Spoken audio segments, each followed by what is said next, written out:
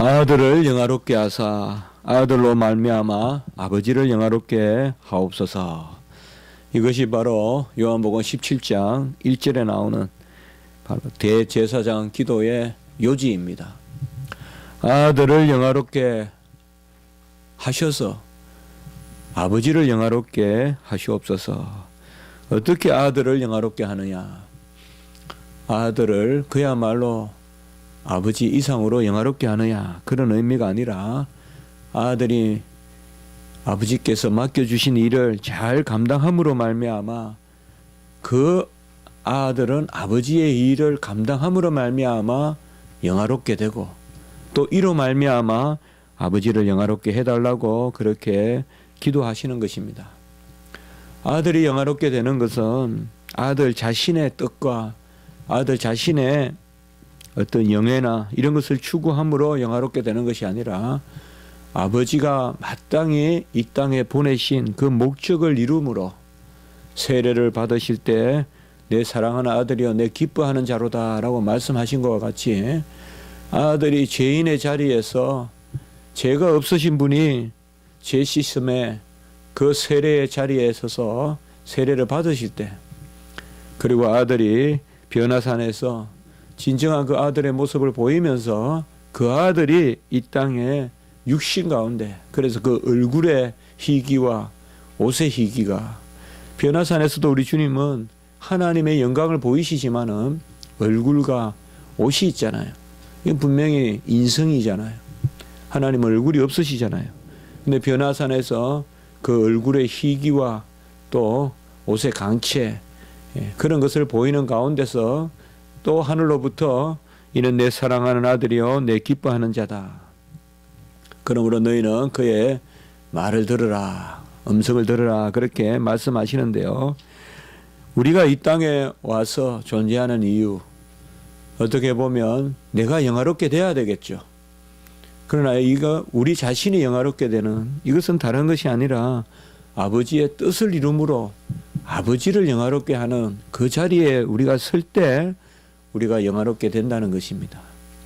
이 계절에 우리가 느끼지만은 무성했던 잎사귀가 벌써 다 떨어져서 앙상한 가지가 남아 있고, 또 그러나 우리가 그 가지를 보면서 그저 좌절하거나 어떤 이게 끝이다 그렇게 여기지 않는 것은, 또 그 가지는 분명히 다음 봄에 새해 또 잎새를 기약하고 있기 때문에 그런 것인데요. 우리도 마찬가지입니다. 바로 이 땅의 삶은 그렇게 길지 않고 어떻게 보면 뒤처때쯤 몇 번 하면 인생의 항원이 옵니다. 침대에 둥그러도 금방 세월은 흘러가는 거고, 열심히 살아도 어떻게 보면 세월이 길게 우리에게 주어져 있지 않은데, 어쨌든 우리가 이 땅에서 우리 자신을 영화롭게 한다는 의미가 있다면 그건 하나님의 영광에 동참하는 것인데 다름 아니라 하나님께서 우리에게 주신 일과 하나님의 우리를 향하신 뜻을 이룸으로, 그래서 주님께서도 바로 이 일을 이룸으로 아버지를 영화롭게 한다. 오늘 4절에도 말씀해 보면 아버지께서 내게 하라고 주신 일을 내가 이루어 아버지를 이 세상에서 영화롭게 하였사오니. 우리는 어떤 평화라든지 자유라든지 이런 개념들을 내가 뭔가를 한다는 그런 개념으로, 그런 생각으로 갖지 말고 어느 곳이든 언제든 하나님의 뜻을 살펴서 순종할 때 그때 우리 자신이 평강을 누리고 진정한 자유를 누리고 바로 궁극적으로 우리가 영화롭게 된다. 주님께서 이 땅에 오셔서 말씀을 선포하시고 가르치고 치유하시고, 마태복음 4장 23절에 보면 이 세 가지 일을 주님께서 대표적으로 하신 일로 기록하고 있습니다. 끊임없이 아버지의 말씀을 선포하시고, 그리고 그 뜻을 풀어서 가르치시고, 그리고 그 말씀을 쫓아서 낫게 하시는, 이것이 바로 아들이 이 땅에 오셔서 하신 일입니다. 그는 종의 형체를 취하셔서 십자가에 죽기까지 복종하심으로 말미암아 그 복종을 통하여서 하나님께서 지극히 아들을 높여서 그에게 영광을 돌리고 모든 만물이 하늘 위에 있는 것이나 땅에 있는 것이나 땅 아래에 있는 것이 만물이 그에게 무릎을 꿇게 하였다. 우리 십자가 지기 소명 매주 하지 않습니까? 바로 하늘에 있는 것이나 땅에 있는 것이나 땅 아래 물속에 있는 모든 것이 그의 이름에 무릎을 꿇게 되는 것은 다름이 아니라 그가 이 땅에 오셔서 죽기까지 복종하셨기 때문에 자기를 낮추시고 자기를 비우셔서 죽기까지 복종하셨기 때문에 그러한 영화가 주어지는 것이죠. 그래서 주님의 높아지심과 만물의 찬양이 주님께 돌려지는 것은 그저 되는 것이 아니라 바로 주님께서 이 땅에 오셔서 모든 일을 이루셨기 때문에 그러한 것입니다. 그래서 4절에 금방 우리가 보았듯이 주님께서는 이 땅에 오셔서 아버지께서 하라고 주신 일을 이루어서 아버지께 영광을 돌렸고 이것이 곧 아들이 영광을 받는 길이라는 것이죠. 우리도 우리 자신이 영화롭게 되는 길은 다른 것이 아닙니다. 그 영화뿐만 아니라 천국의 상급을 받는 길은 오직 아버지께서 명령하신 일을 감당하면 됩니다. 우리가 하루의 삶을 살 때 내가 오늘 나를 위하여 무슨 일을 했을 때 그것의 어떤 의미로서 기뻐하거나 좌절할 것이 아니라 하나님을 위해서 내가 무엇을 했는가, 또 인생의 어떤 우리의 삶의 족적을 헤아릴 때도 하나님을 위해서 내가 무슨 일을 했는가, 세상이 인정해 주는 그런 좌표가 아니라 하나님이 내 일을 어떻게 인정해 주시는가. 이 땅에 오신 우리 주님께서는 아버지와 동등하신 아들임에도 불구하고 아버지의 뜻을 이룸으로 말미암아 자기 자신의 영화를 드러내시고 그리고 하나님을 영화롭게 하는, 아버지를 영화롭게 하는 그 일을 이루신 것입니다. 특별히 5절에 보면 아버지여 창세전에 내가 아버지와 함께 가졌던 영화로서 지금도 아버지와 함께 나를 영화롭게 하옵소서라고 이렇게 말하고 있습니다. 창세전에 아버지와 함께 가졌던 영화, 이건 독사, 헬라어로 영광입니다. 이게 영광으로 번역하면 좋을 것 같은데 왜 영화로 이렇게 오히려 영광으로 두는 것이 더 좋은 번역인데요. 그래서 영광이란 단어와 영화롭게 하다 이렇게 쓰면 좋은데 영화 또 영화롭게 하다 이러니까 말이 오히려 조금 이상하게 되는데요. 앞에 단어는 명사는 영광이라고 하면 되고 독사 영광이고 뒤에 영화롭게 하옵소서 이건 독사죠 이라면 영화롭게 하다 그렇게 번역하는 게 맞거든요. 그래서 창세전에 아버지와 함께 가졌던 영광으로서 아들을 영화롭게 하옵소서. 이 말이 뭡니까? 사실상 아들은 항상 신성 가운데서 아버지와 동일한 영광 가운데 있거든요. 그래서 이 말을 우리가 잘못 해석하면 마치 이 땅에 예수님이 인성을 취하고 오셨을 때는 신성의 영광을 마치 잠시라도 보류하거나 버렸다는 듯이 생각할 수 있어요. 그래서 낮아지심이 신성의 영광을 버리시고 그 다음에 예수님이 높아지신 것은 그 영광을 다시 취하셨다. 그렇게 해석하면 그것은 아주 잘못된 해석이죠. 그게 오늘날 소위 케노시스 이단들이 하는 그런 해석법인데요. 그건 아주 잘못된 해석이죠. 그것이 아니라 이 땅에 오신 예수님은 하나님이시고 참 하나님이시고 참 사람이신데 참 하나님으로서는 언제나 동일한 영광을 가지고 계세요. 그러면 왜 오늘 여기에 5절에서 창세전에 가졌던 영광으로서 지금도 아버지와 함께 나를 영화롭게 하옵소서. 이거 당연한 말씀을 이렇게 기도할까요? 이것은 그렇게 볼 것이 아니라 아들의 영광, 아들은 신성에 따라서는 언제나 동일한 영광이에요. 동일한 영광과 동일한 존귀와 동일한 예배를 받으세요. 성부, 성자, 성령 하나님은. 이 땅에 오신 예수님도 신성을 가지고 계시기 때문에 동일한 영광 가운데 계세요. 그러면 어찌하여서 다시 영화롭게 해달라고 하느냐? 이것은 우리가 신성의 차원에서 볼 것이 아니라 그 신성의 영광에 합당한 인성의 영광을 허락해 달라는 거예요.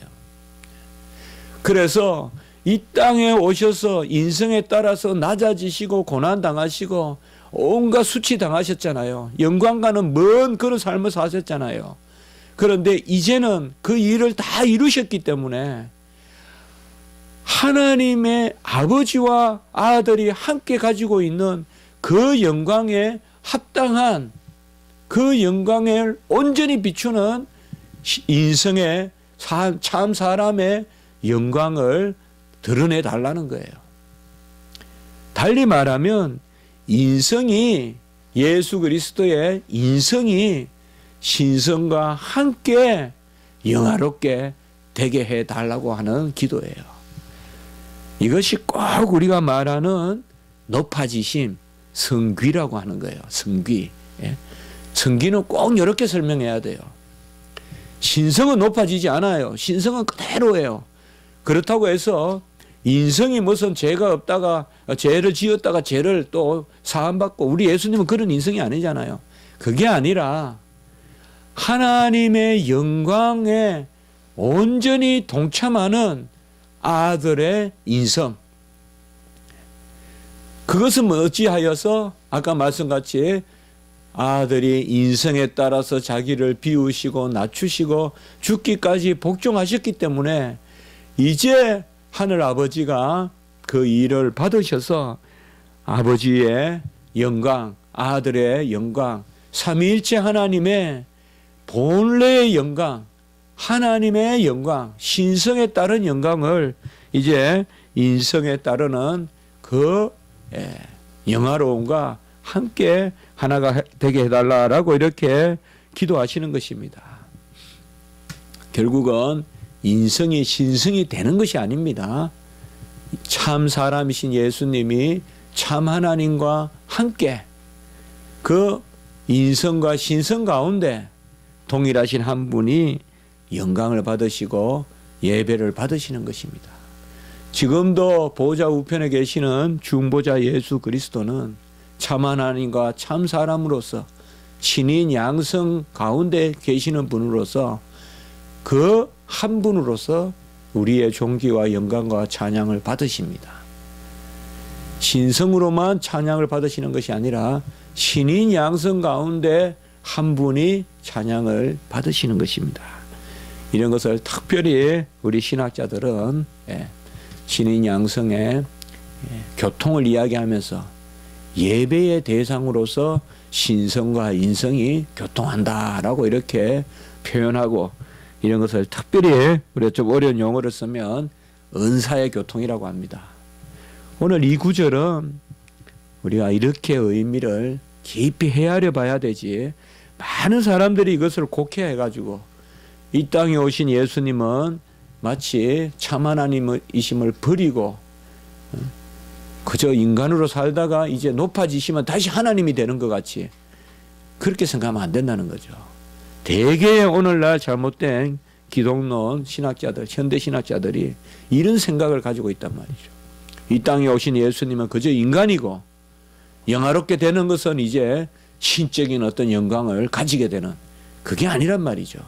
이 땅에 오신 예수님은 언제든 동일하신 하나님이시고 그 가운데 동일하신 가운데 인성을 취하셨는데 그 인성이 아주 낮아지시고 수치를 당하시고 고난을 당하셨는데 이제 다 일을 이루셨기 때문에 이미 오늘 여기 말씀은 이 기도는 대제사장적인 기도는 이미 모든 일을 이루신 그것을 바라보고 드리는 기도예요.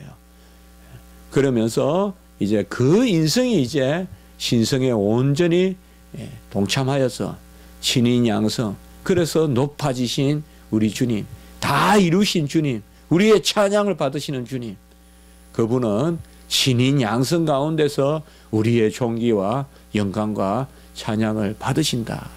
그래서 지금 계신 그분이 그 모습으로 그 한 분의 모습으로 그 한 분은 참 하나님이자 참 사람이신 우리 주님께서 영광과 존귀와 찬양과 예배를 받으신다. 그것을 지금 우리에게 드러내시고 강구하고 계시는 것입니다. 아들이 아버지께 영광을 어떻게 돌리는 것이냐, 그것이 오늘 후반부 6절에서 10절까지의 그런 내용입니다. 아들은 아버지의 이름을 나타내셨습니다. 누구에게? 세상 중에서 선택받은 사람들에게. 6절에 보면 세상 중에서 내게 주신 사람들에게, 세상 중에서 내게 주신 사람들은 선택을 뜻합니다. 바로 택함 받은 사람들을 뜻합니다. 아들에게 주신, 아버지가 아들에게 맡기신 사람들에게 내가 아버지의 이름을 나타내었나이다. 어떻게 아버지의 이름을 나타냅니까? 이것이 중요합니다. 오늘 말씀에서 아들은 모든 것을 다 아버지께로부터 받았고 그 아버지께로 받은 것을 아들이 드러내므로 아들은 아버지의 이름을 나타내었다는 것입니다. 그래서 하나님의 택함 받은 백성에게 하나님의 영광을 드러냈는데 이 땅에 오신 예수님께서 어떻게 드러냈느냐? 내가 하는 모든 것은 다 아버지가 하신 것이고 모든 것은 다 아버지가 내게 주신 것이다. 결국 이렇게 되는 거예요. 예수 그리스도를 믿어서 구원에 이르는 사람들은 모두 다 예수 그리스도의 공로로 말미암은 것인데 그 예수 그리스도의 공로는 또 다 아버지가 주신 것이란 말이에요. 그 아들에게 있는 것은 다 아버지가 내게 주신 것인데 그것으로 말미암아 이 땅에서 내가 사람들을, 내게 맡겨주신 사람들을 말씀을 가르치고 6절에 8절에 보면 나는 아버지께서 내게 주신 말씀들을 그들에게 주었고 그리고 그들이 그 말씀을 통하여서 하나님이 계시는 것과 내가 아버지로부터 나온 줄을 알게 되었고 이렇게 설명하고 계시는 것입니다. 오늘 말씀은 어떻게 보면 아주 요한복음에서 이런 부분이 많은 신학자들이 이건 그저 철학적이다, 너무 서술이, 이런 것은 그래서 후대에 이거는 복음서가 아니고 후대의 헬라 철학이나 이런 것을 영향을 받아서 요한복음이 늦게 기록되거든요. 그러니까 철학의 영향을 받아서 이런 표현을 썼다라고 하지만은 아닙니다. 오늘 우리가 새벽에 이렇게 좀 깊게 바라볼 수밖에 없는 것은 이 오늘 말씀 자체가 보면 아주 그렇잖아요. 이 기도예요, 지금. 아마 16장까지는 이런 어법을 쓰지 않아요, 우리 주님께서. 그러나 기도하면서 계속 주여, 내가 아버지의 일을 이루었고 아버지께서 내게 주신 그들에게 아버지의 말씀을 전했고 내 것을 다 그들에게 주었습니다. 이제 그러니 아들을 영화롭게 하셔서 아버지를 영광을 받으시옵소서. 그런데 내 것을 다 그들에게 주었는데 내 것은 다 아버지의 것입니다. 이것을 지금 기도하고 있는 거예요. 어떻게 보면 오늘 말씀을 기도의 말씀으로 보면 우리가 눈을 감고 하나님 앞에 기도할 때는 이렇게 읊조리잖아요. 이러한 미묘한 이야기가 우리의 심령에서 흘러나오잖아요. 아버지께 내게 다 주었고 또 나는 아버지 일을 다 했는데 그들에게 내가 다 주었지만은 그것은 다 아버지의 것입니다. 내가 그것을 증거했습니다. 그래서 그들이 말씀을 받고 그리고 아버지가 계신 것과 내가 아버지가 보낸 자라는 것을 그들이 알게 되었나이다. 그것을 지금 기도하고 있는 거예요. 그리고 그들은 6절 후반부에 보면 아버지의 말씀을 지켰나이다 라고 이렇게 말씀하고 있습니다. 여기에서 세 가지가 있어요. 첫 번째는 선택받았다는 것이고 두 번째는 은혜를 받았다는 것이고 세 번째는 바로 그들이 행위를 했다는 것이죠. 그래서 여기에서 아들이 이 땅에 오셔서 하신 일이 뭐냐? 선택받은 백성에게 아들의 것을 주어서, 그건 은혜죠. 그들이 그것을 그저 받고 있는 것만이 아니라 6절 후반부에 금방 보았지만은 아버지의 말씀을 지켰나이다. 그래서 아들이 이 땅에 오셔서 무슨 일을 하셨느냐? 선택받은 백성에게 은혜를 베푸셔서 그들이 구원받을 뿐만 아니라 거룩한 삶을 살게 하셨다는 거예요. 주님이 하신 일은 생명을 주셨을 뿐만 아니라 거룩한 행위를 하게 하셨다. 그들은 아버지의 말씀을 지키었나이다.